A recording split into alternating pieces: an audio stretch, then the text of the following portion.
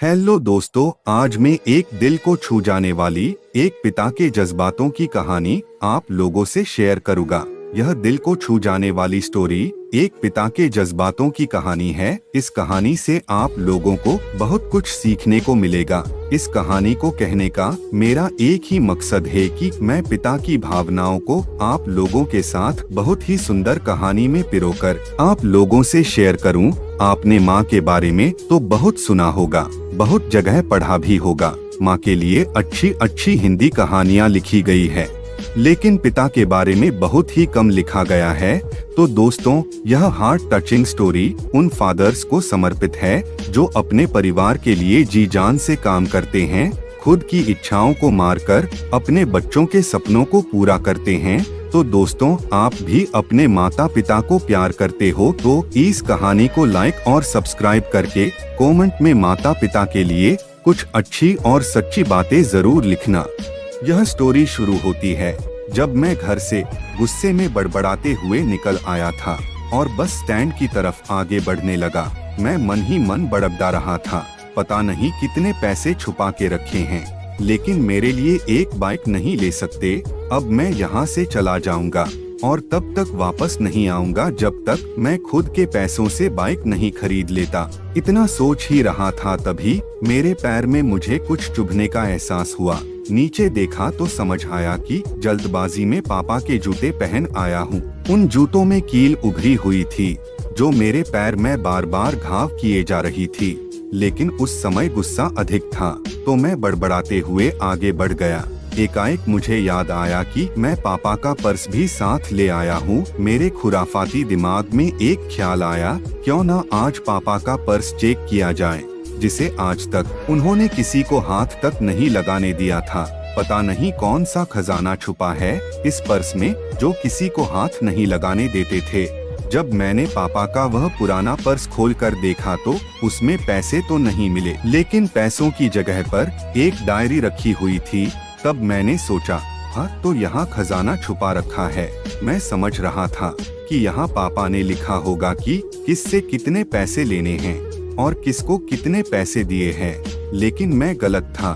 जब मैंने उस छोटी सी डायरी का पहला पेज खोलकर देखा तो वहाँ पर जो लिखा था वह थोड़ा सीरियस कर देने वाला था।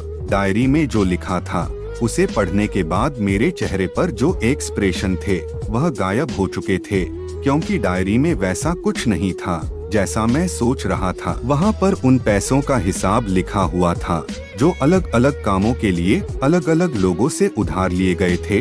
डायरी में कुछ यूँ लिखा था, 50,000 बेटे के कंप्यूटर के लिए। यह वही कंप्यूटर था जिसे मैं आज तक यूज कर रहा हूँ, लेकिन मुझे यह पता नहीं था उस कंप्यूटर को खरीदने के लिए पैसे कहाँ से आए थे। लेकिन आज पता चल रहा था। मुझे आज भी याद है जब मैंने पहली बार कैमरे के लिए जिद की थी, जो मेरे पापा ने मुझे 2 हफ्ते बाद मेरे बर्थडे पर लाकर दिया था, जिसे देखकर मैं बहुत खुश हुआ था। और मुझे खुश देखकर मुझसे कहीं ज्यादा अगर कोई खुश था तो वह थे पापा। अब मेरे चेहरे से गुस्सा एकदम गायब हो चुका था। जब मैंने आगे का पन्ना पलटा तो वहाँ पर कुछ विशेष लिखी हुई थी। पहली जो विश थी उसमें जो लिखा हुआ था, अच्छे जूते पहनना। यह बात मेरी कुछ समझ नहीं आई। तभी मेरा पाँव अचानक सड़क पर भरे हुए पानी पर जा पड़ा और तभी मेरे पाँव में कुछ गीलीपन होने का एहसास हुआ। जब मैंने जूता उतार कर देखा तो उसका तला टूटा हुआ था। यह देखकर मुझे डायरी में लिखी बात याद आ गई। तभी मुझे हर दिन माँ जो पापा से कहा करती थी वह बातें भी याद आ रही थी। माँ पापा से कहा करती थी, अब तो जूते पुराने हो गए, नए ले लीजिए। तो पापा अक्सर यह कहकर टाल दिया करते थे, जूते अभी और चलेंगे, अभी कुछ दिन पहले तो लिए थे। मुझे आज समझ आ रहा था कि कितने दिन और चलेंगे। साथ ही साथ यह भी समझ आ रहा था कि पापा पर्स को क्यों छुपा कर रखते थे। तभी उस डायरी को पढ़ते हुए बस स्टैंड पर पड़ी बेंच पर आकर बैठ गया। अब उस डायरी का आखिरी पन्ना बचा हुआ था। उस पन्ने को जब मैंने पलट कर देखा तो वहाँ कल की डेट लिखी हुई थी। तारीख के नीचे लिखा हुआ था 50,000 रुपए बाइक के लिए। बस इतना पढ़ा और दिमाग सन्न रह गया। अब मेरे मन में कोई शिकवा गिला नहीं बचा था। बस मेरी आंखों से आंसू बहे जा रहे थे। मुझे आज तक नहीं पता तब मैं क्यों रोए जा रहा था। अब मैं जल्दी से घर की तरफ भागा, लेकिन जूतों की वह की पाँव में अब तक घाव बनाने में कामयाब हो चुकी थी। मैंने जूतों को रास्ते में ही निकालकर फेंक दिया और भागते लड़खड़ाते हुए घर जा पहुंचा, लेकिन पापा घर पर नहीं थे।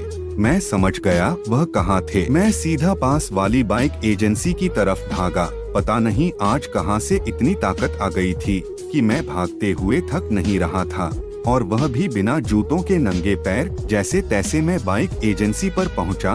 पापा वही थे। मैंने पापा को दौड़कर गले लगा लिया, पर मेरी आंखों से आंसू रुकने का नाम ही नहीं ले रहे थे। पापा कुछ समझ नहीं पा रहे थे।